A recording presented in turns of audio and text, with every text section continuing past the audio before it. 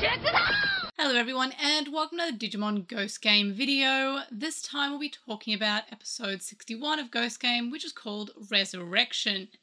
Now, there's a large amount of things to talk about from this week's episode, even though from the very surface it feels like just a regular filler Mon of the Week episode. But there's actually more than that.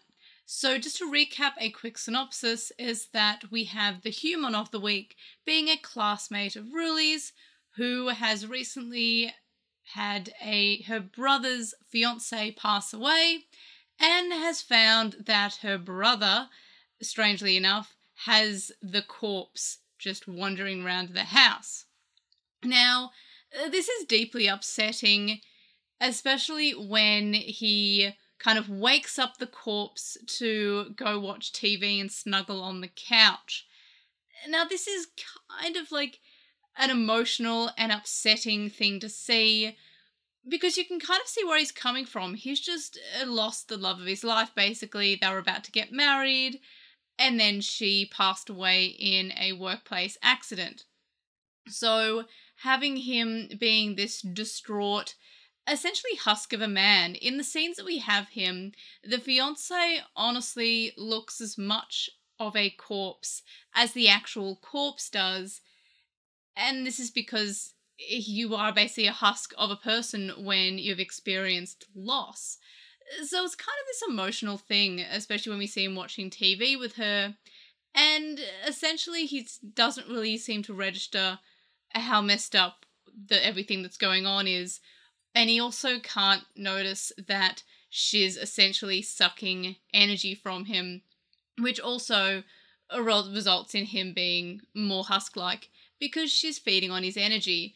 Now, and yes, I do have a dog on my lap. This is Kevin. He is a dog that we are looking after for the weekend, and I love him very much. So yes, I do have a dog on my lap if you hear dog-related noises. Anyway, so this was fairly messed up in terms of seeing this guy essentially experience this loss, but also not being willing to see how messed up it is that he has, like, essentially a zombie hanging out with him.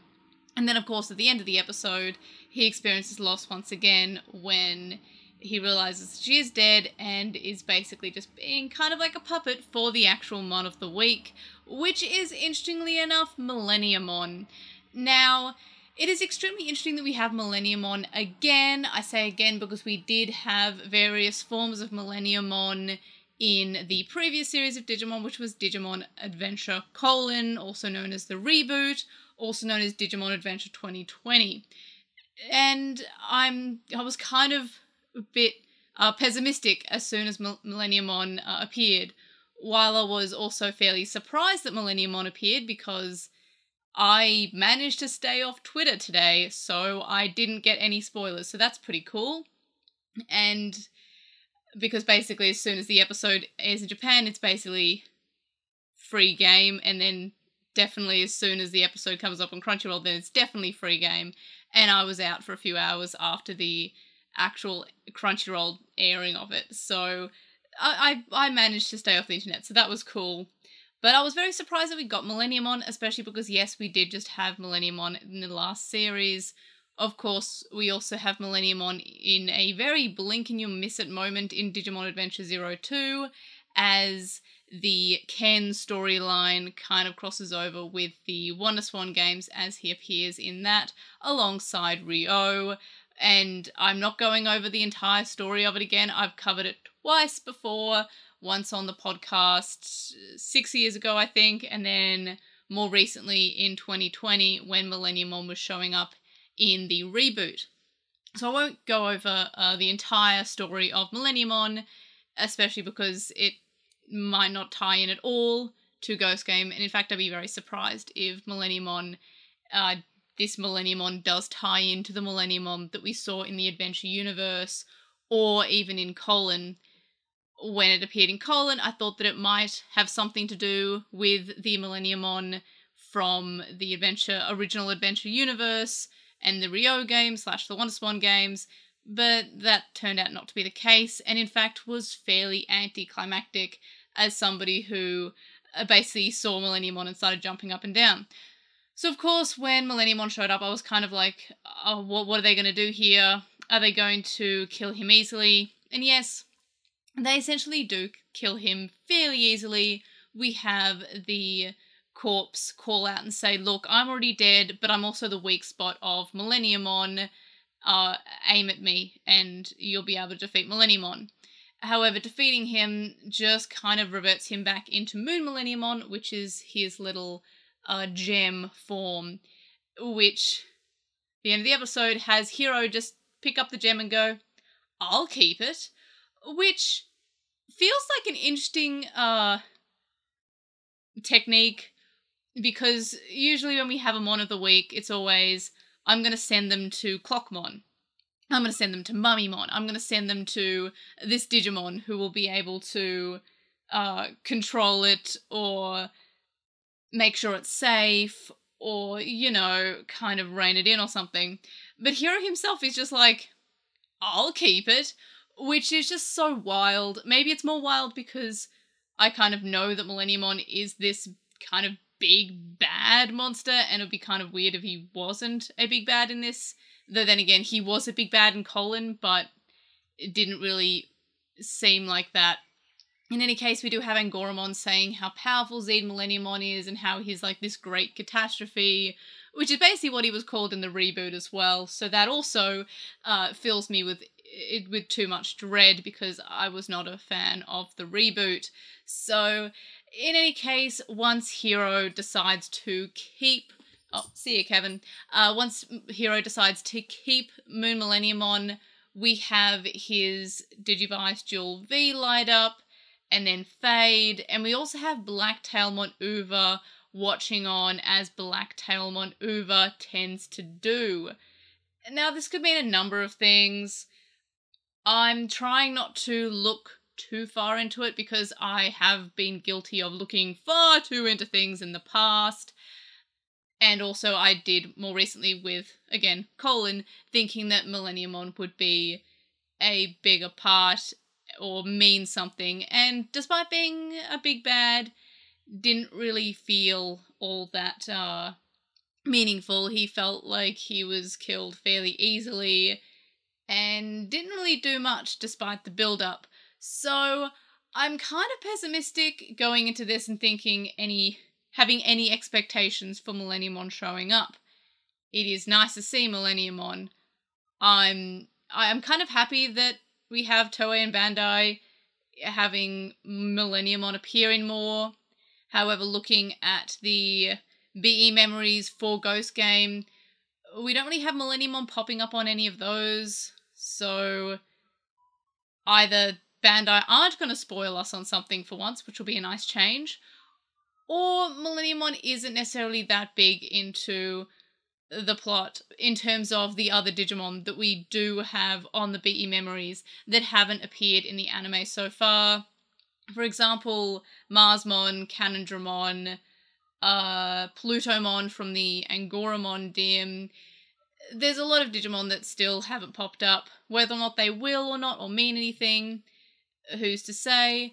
But judging by the other route unlocks on the Gammamon BE memory, I would be surprised if some of the other Digimon that are appearing on those don't make themselves known at any point. So I'm hopeful, but I'm realistic, I guess. Realistically optimistic, I think is the word. So in any case, it'd be great for Millenniumon to actually mean something, but I'm not gonna hold my breath or expect something phenomenal. Maybe it'll just be like this Chekhov's gun of maybe it's relevant at one point, but it's not necessarily a huge plot point in any case. But in terms of this episode having plot, there wasn't too much for most of the episode, just kind of sad discomfort for a lot of it. But the last few minutes actually did have a lot going on, in addition to Millenniumon being kept by Hiro. Still, that's kind of weird. I would, if I were in Hiro's shoes, I would either give it to Clockmon or Mummymon, on the basis that one seems to be able to control evil Digimon, and a lot of those evil Digimon have been kept in check by Clockmon, even though, yes, he is an adult level and Millenniumon is a mega, or a really incredibly strong mega, but surely it's a better hands to be put in than, a random high school student. Or then, of course, we have Mummymon, who is like a scientist. So that seems like also a good option. He's a perfect level, but again, more secured than a high school student. So I'm confused as to why Hero was like, I'll keep this terrifying monster. Yeah, that seems legitimate. And then, of course, Black Tailmon is watching on, so something is presumably happening there. So that'd be exciting. And then, of course, and the last thing that happens in this very, bam, bam, bam ending is that Espimon is wanting to evolve as well. We do, of course, know that he does have an adult form called Hover Espimon, and this appeared on the Espimon Dim card that was released last year. But we don't actually know if he has a perfect or a mega, at least not one that appeared on that Dim card. Whether or not we'll be getting a BE memory as of recording this hasn't been announced.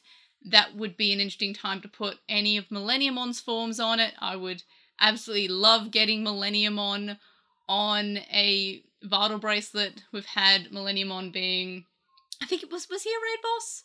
Yeah, he was regular Millenniumon was a raid boss, but we haven't actually had Millenniumon himself as being raisable on a Dim. And I think that'd be pretty neat, because big fan of Millenniumon, and I actually do enjoy the Rio WonderSwan games, even if they're a little bit weird at some points, and Rio's Digimon that appears in Tamers is actually his Digimon merged with Millenniumon. There's a lot to unpack there. But in any case, this episode, it was very emotional and appeared as typical filler Monster of the Week for most of it until the last few minutes, which kind of hinted at a few things, mainly about Millenniumon possibly maybe existing. Again, it's weird that he's being kept with Hero. That's why I think it might become relevant again. When we throw the Mon of the Week off to hang out with Clockmon and Mummymon, that is essentially saying, we will never hear from them again, but they exist. It's sort of like a very hand-wavy of like, well, that's that Digimon dealt with, we'll never see him again, whoof. But the fact that it's kept with the main character makes me kind of, I don't want to say hopeful. I'm never going to say hopeful in regards to Millenniumon after the reboot, but it makes me emotional? I don't know. Emotional, I guess that's the word I've been using a billion times in this video, because in general, this episode made me emotional. To the extent that after finishing it, I wasn't sure if I actually liked it, because it made me feel things, but as I've mentioned a few times before, especially in the Ajah Taramon episode, art is meant to make you feel things. There's a movie called Whiplash, which I thought I hated because it made me so mad, but that was the point. It's about like this kid, he's learning how to drum, the teacher is kind of an awful person, and then the student himself becomes an awful person, and you kind of finish the movie being really mad at everyone involved. That's the point. In terms of this week's episode, I finished it upset. I finished it emotional. I was sympathetic to the fiance who his love of his life was kind of like there as a corpse, and you can kind of like understand his detachment from reality and unwillingness to accept that the love of his life is gone. It's kind of like an emotional, kind of gross, like there's a corpse, but he's not in his best state, and you feel bad for him at the end of the episode where he has to accept the death of his love again. And also there's giant monsters hanging out. This guy needs therapy. Every person who has appeared as a human of the week in this show needs therapy for all the terrifying things that they've seen. They've seen giant monsters. Everybody needs a bit of therapy. Most of all this guy, who has seen corpses and giant monsters, which is that's just too much for me. So overall, I actually really did enjoy this episode. It just took me a while to unpack my emotions. This is probably my favourite episode in the series so far, mainly because it just made me emotional. And also there's a lot of stuff that could be happening, and I try not to be too optimistic, but off I go, I guess. Overall, this episode was pretty good, and not even just that, it was well paced. It was a complete story. While we don't necessarily see how the fiance handles the rest of everything going on, it doesn't really need to. Otherwise, it's a complete story. It has a beginning, a middle, and end. It's not rushed. It has a solution of she is the weak spot. I'm not going to criticize that. It feels like a fine ending, and it was well paced. So yeah, it was a good episode of Ghost Game. A lot of episodes, even ones that I've liked. Kevin, please, why are you deciding to run around and do zoomies in the room? I will never know. Yeah, the episode itself, like, we've had other ones where I've really liked them but felt too rushed at the end. This one felt well paced. So yeah, I really liked this episode. Kevin, oh my gosh, why are you having the zoomies? Anyway, so I really liked this episode. I still hope that it can be topped, and I hope that Millenniumon is relevant, because otherwise, why is Hero getting it? That would be a surprise. Espimon, I'm still expecting something from. I'm wondering if he's looking for the real hero is actually going to mean something, because of how many times he's actually said he's looking for the real hero. It feels like they're trying to drill in a certain thought rather than it just being an annoying running gag. I'm wondering if it'll actually go somewhere. In the same way that Gamamon's chocolate being his champion kind of became like a running gag, but also was the first signs of him having an uncontrollable dark side. So there's a few things that it could be. I'm hoping that Espimon turns out to be something rather than just this kind of weird, annoying comedy character. The end of this episode made me a little bit hopeful towards that. But in any case, those are my thoughts for this week's episode of Ghost Game. Let me know your thoughts in the comment section below, and I've put up some more decorations in the backdrop, so let me know what your thoughts are about these. I asked on Twitter the other day, and the response was to put in some art pieces, which I've got some official ones that came with, like, the L-Force gem figure, which is back there, and the one that came with the BE stuff, and then we of course have the lovely Chisai 2v6 art prints, which I've got one there, and I think I've got one, yep, right underneath the Digimon movie poster, just there. So I'm trying to sort of do something a little bit more with the backdrop there. I think there's another Chisai one up there, because I love Chisai 2v6, so over on Twitter you go to Chisai 2v6, because she is a phenomenal artist. And yeah, so like this video for the tiny little puppy that he's 8 years old, but little dog that I have running around my feet right now. Subscribe if you haven't already, because I'm trying to get to 15,000 subscribers by the end of the year, and judging by my yearly subscriber count, it's not looking too hopeful. So please, please subscribe if you haven't already. And if you have subscribed, please tell your friends, tell your enemies, tell your neighbors, tell the dogs that you are dog sitting, if you are dog sitting any dogs at the moment. In any case, thanks for watching this video, and of course, I'll see you in the next one. Bye!